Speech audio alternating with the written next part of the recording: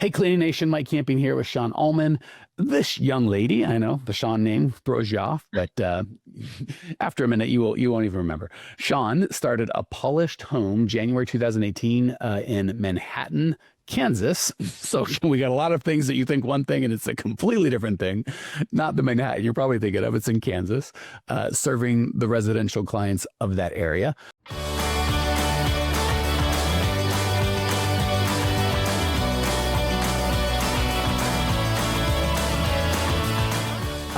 She is just such a good owner in so many ways. I just wanted to share her story with you. A, because I'm proud of her and I like kind of putting the spotlight on some of her amazing people.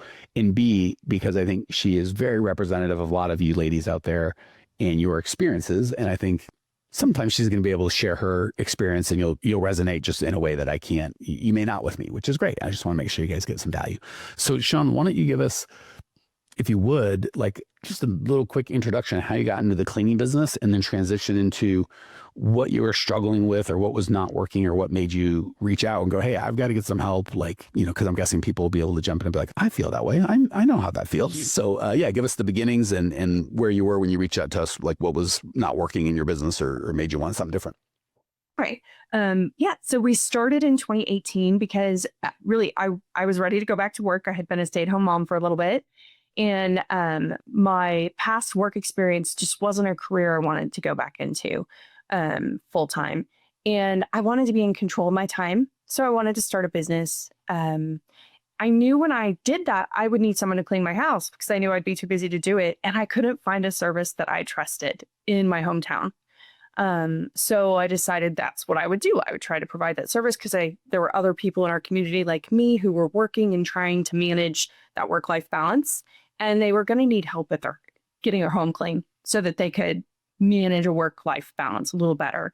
And it was something that I knew had a pretty good, across the industry, a pretty good profit margin that I thought would give me room to make mistakes. So that was where I was. I did that by myself through about a year ago when I joined Grow My Cleaning Company, first with accelerators, and then I did move on to next level. So when you stay by yourself, do you mean without a coach or you mean you were physically doing the cleaning yourself? Good question. No coach. I did have cleaners for the last 4 years. So from 2020 to 2024, I had cleaners. I was out of cleaning, but I did everything else. So I did everything that was any other kind of system other than actually going to the house and doing the cleaning. So I was working a lot of hours. I kind of had found a ceiling. I seemed to create for myself like a barrier. I couldn't get past a certain number of clients. For me, it was around 20 clients.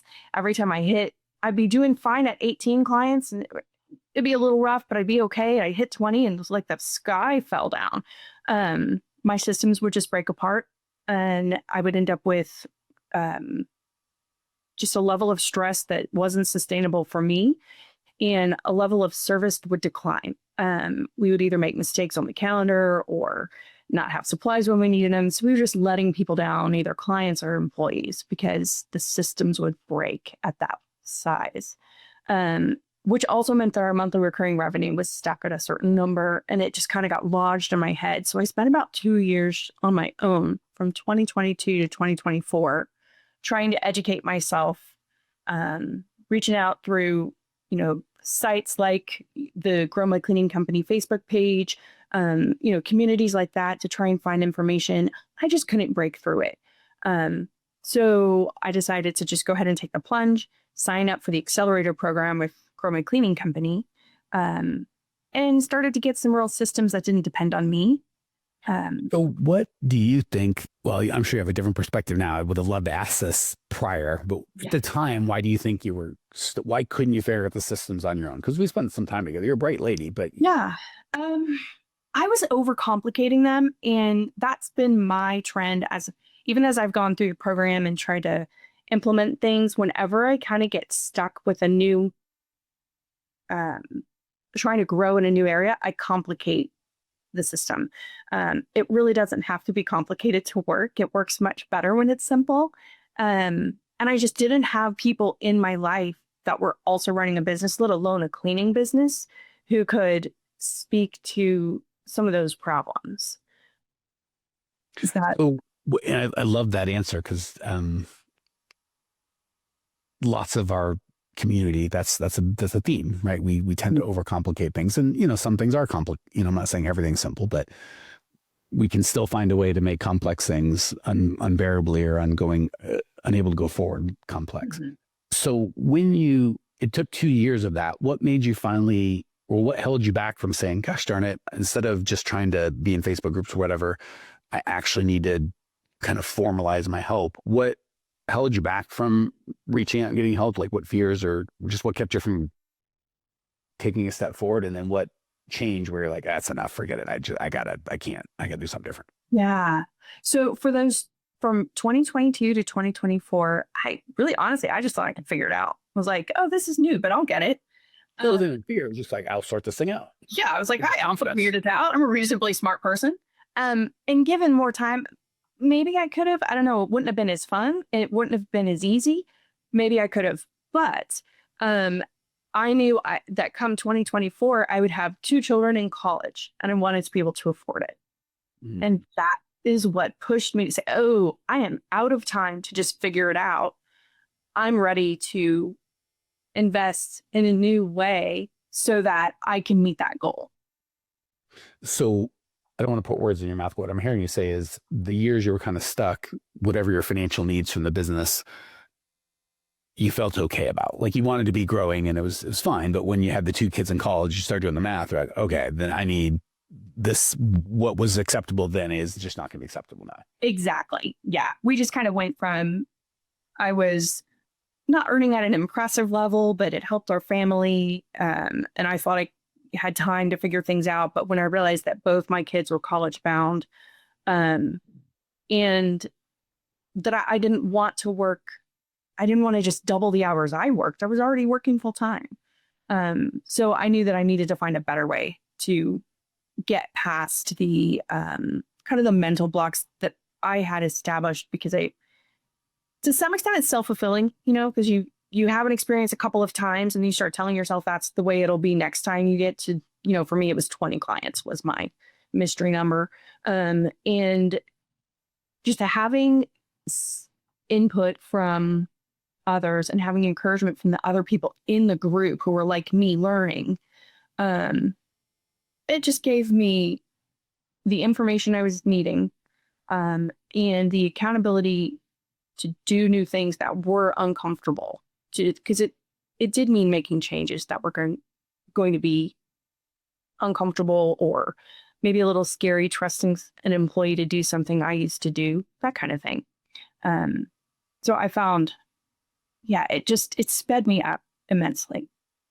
So let's talk about that. What did you change? Like, let's talk about maybe your biggest, from your perspective, internal block of a belief of, and by the way, guys, gals, some of you are like 20 clients. I'm at 100 clients.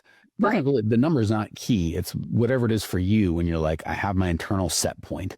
And it can be an income, it can be a revenue, it can be of hours worked, it can be of client count. So we all have a different thing, right? So if you're not as far ahead or way farther ahead than Shawn is or was, the problem remains the same, just because your set point's different. And I love that you're identifying for everybody, Shawn, it's almost never just what to do thing. And it's almost never just believe different thing. It's a combination of who you are as an owner, which allows you to do the things that you need to do. But if you don't know what to do, it doesn't matter who you are. And if you know what to do, but you don't have the internal fortitude to do it or confidence, it doesn't matter how good your plan is. So What were just from your perspective, when you came in, it sounds like it was just like, well, you tell me, I don't want to say what it sounds like. What was your internal belief that you had to overcome and how did you do that? And what was your kind of external thing in the actual world that was holding you back, and how'd you overcome that?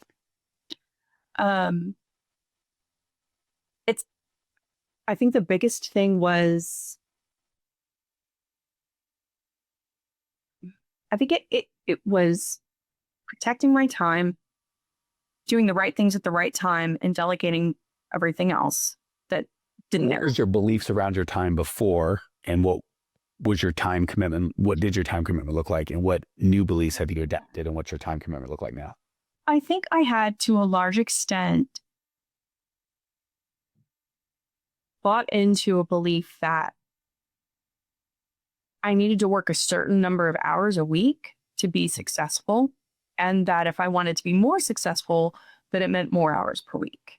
Yeah, you kind of alluded to it earlier. Like, I was already working a full-time job, and if I wanted to make double the money, I wasn't willing to work double, which has embedded in it that belief of my hour, the value I bring per hour is fixed. I can't change it. All I can change is the hour. So how do you see that now, and what enabled you to transition? Because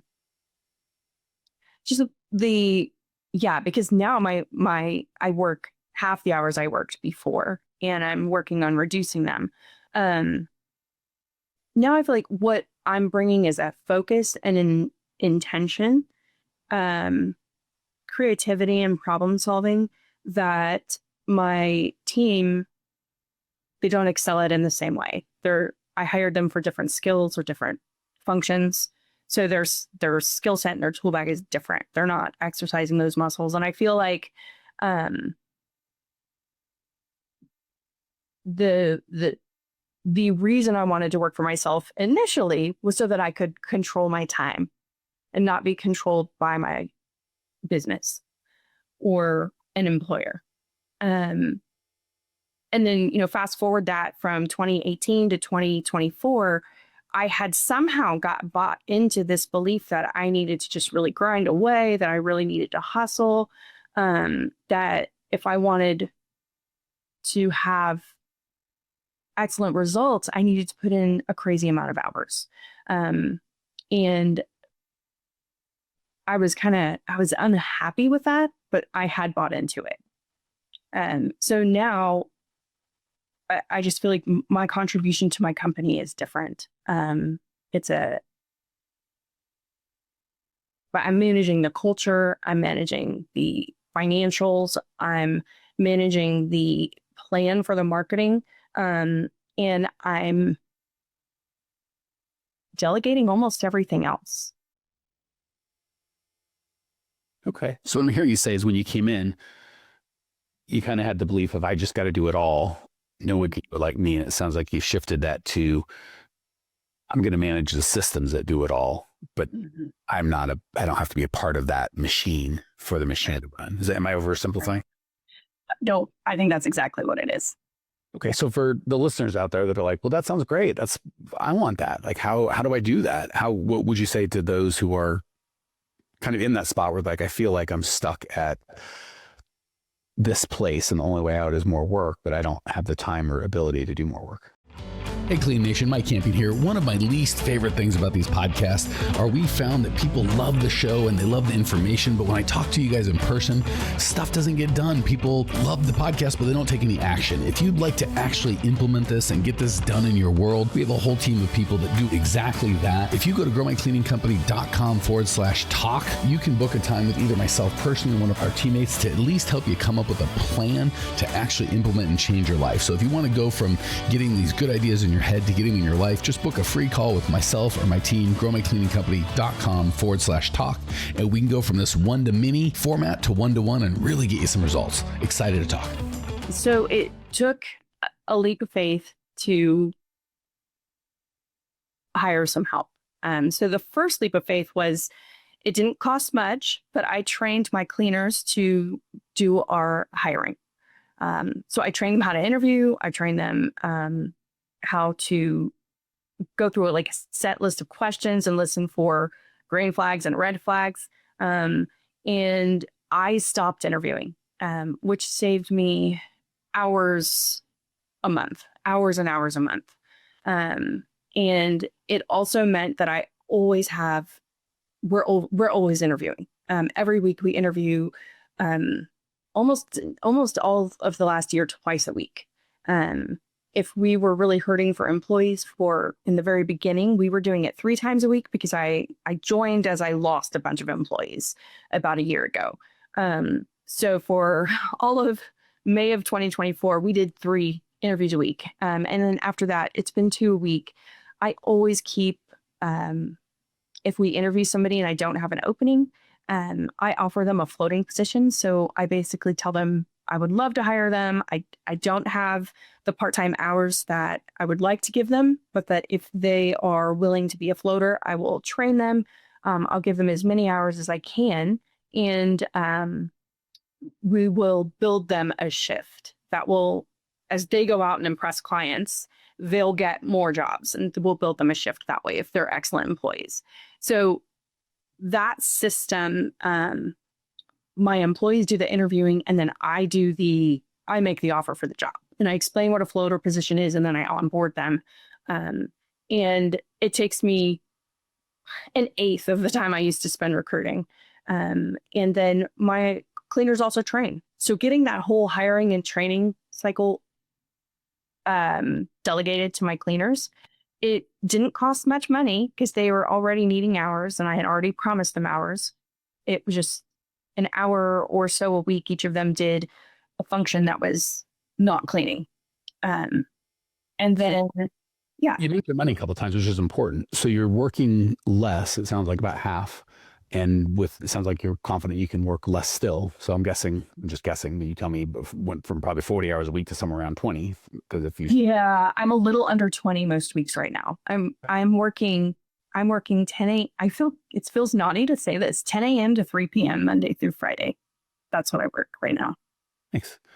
Aside from when I drag her onto a podcast to make her do extra stuff free, or by invite.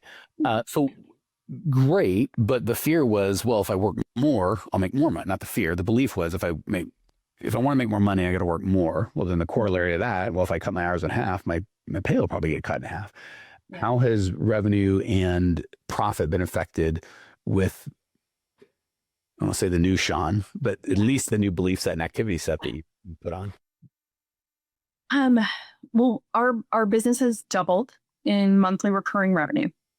And so, just so I'm clear, because me, I'm interested in all this. Does that mean you went from 20 clients to 40, or you're like, oh no, it's only 30, but the revenue, you know what I'm saying? Is it towards your clients went up, or did you like, oh, I got better clients as well? You tell me. I have better clients. I have 30 clients. Okay, so your client count only went up by 50%, but your revenue went up by 100, which to me is, I'll take that all day long. Obviously I'd rather get 40 and 2.5x your business, but I love the doubling of the revenue. Yes. Awesome. So we did that. We increased the number of clients served, and doubled the monthly recurring revenue. We, in addition to delegating the hiring, I've delegated scheduling, which was a weak point of mine to begin with. And I was really, really desperate to get rid of it. And going ahead and hiring, a very part-time virtual admin to handle that has been a huge thing. That alone, those two things alone are life-changing. And that's a big part of why I'm working fewer hours. But the way that's benefited the business is because I'm working fewer hours and because I'm not distracted by the other things. I'm more creative in the marketing. I'm more available and more energetic when I go on a sales call and meet with a client. I think the energy is that I feel good about what our product is, what our service is, and I feel good about our ability to deliver when I meet new clients. And I think that has been a good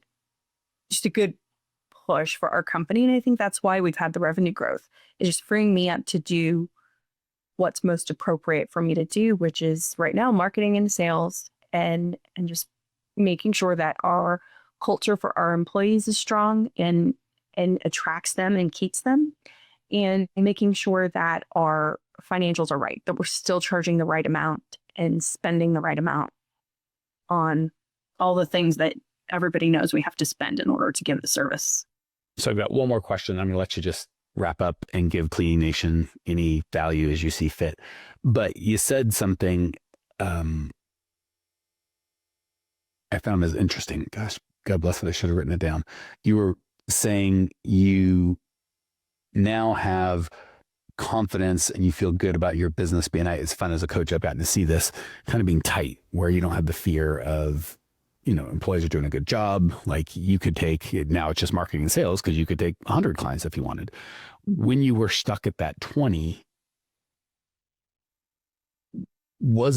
how much of it was your actual systems couldn't support 30 or 40 or 100? And how much of it was just fear of, I don't think we're going to do a good job. Like, so I don't, maybe I don't sell them because I would, I don't want clients that are going to be unhappy, and I just have a gut feeling they're going to be unhappy. So it makes it hard to sell a market. That's for darn sure. Yeah.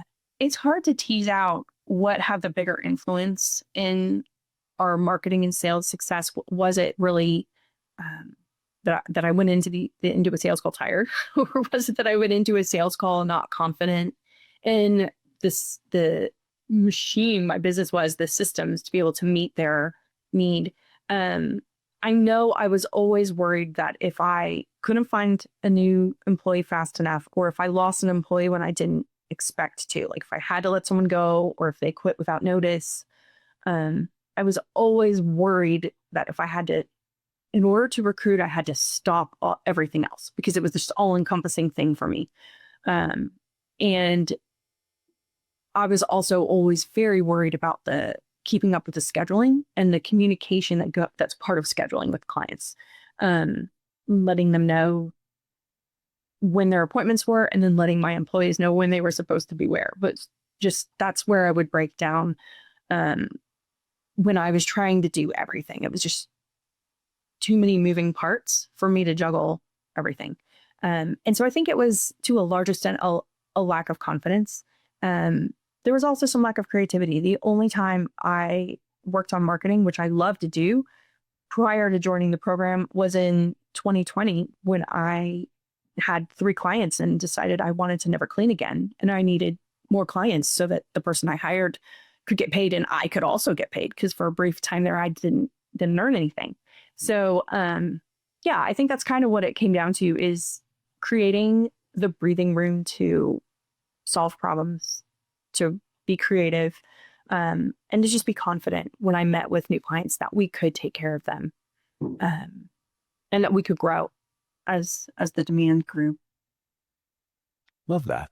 All right. Well, as we're wrapping up, I would just, to the men and women out there that may be feeling how you felt, like, I'm just at a set point, I can't get past this. And again, I've learned enough when I ask this, people are like, oh, you should get coaching. Yeah, I've got it. Got it. But aside from that, what's like specific beliefs or actions, or, what encouragement or to-dos or steps or next action items can you give them to get unstuck? I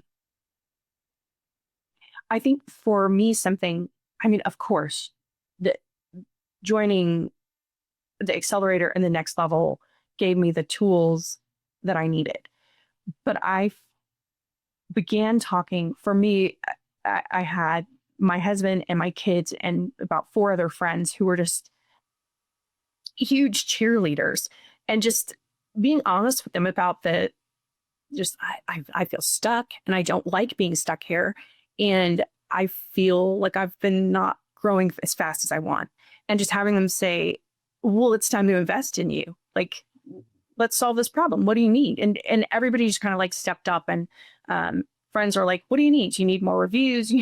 They're super cute. And then my husband's like, what do we need? Do we need money? Do we need to invest in help? Do you need an employee? Where do we go from here? And just the encouragement. And I have kids that are really smart, and they had great ideas too.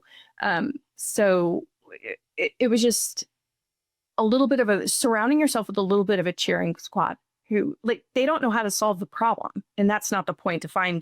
I didn't have anyone within my reach who could help me solve my problem, but I did have people who had my back, and that you just rally those people and then go take the risk, because they're right there with you. So it sounds like really community is the key, whether it's a paid community where, like, hey, I'm going to be a part of other successful people, and hopefully led by people that know what they're doing. And then on the personal side, a community of people who are like, I don't know what I'm doing. I'm not claiming to be here to solve your problem, but you're not going to go through this process. So again, whether it's paid or not, I'm really hearing you saying, I'm not going to go through this problem alone. I have people that got my back and care about me. And then obviously, if you can get some coaching or some like specific what to do and how to do it, that's helpful or it's better. But everybody can, for those of you like, oh, I can't, or I won't, or whatever on a code, cool. But everyone can choose their community, because either you're all by yourself, in which case, let's get out. That's hard to do a business. There's going to be a community. Pardon me. Or you were the community that's not supporting you and slowing you down. So I'm just hearing you say, be intentional about the people you choose to spend time with. Yeah. And just try to find the people that will rally behind you, so that if you make a new business step, and it's risky and maybe it doesn't pay off as fast as you think it will, but they're still cheering you on, because you will have to put in some work. You will have to change. Things will be uncomfortable, and it's great to have somebody in your corner before you even, for me, before I joined this program, I didn't know I would find a great community of people also in the next level. That was an unexpected blessing. I knew I could get great coaching. I didn't know I would also have the support of individuals going through the same thing as me.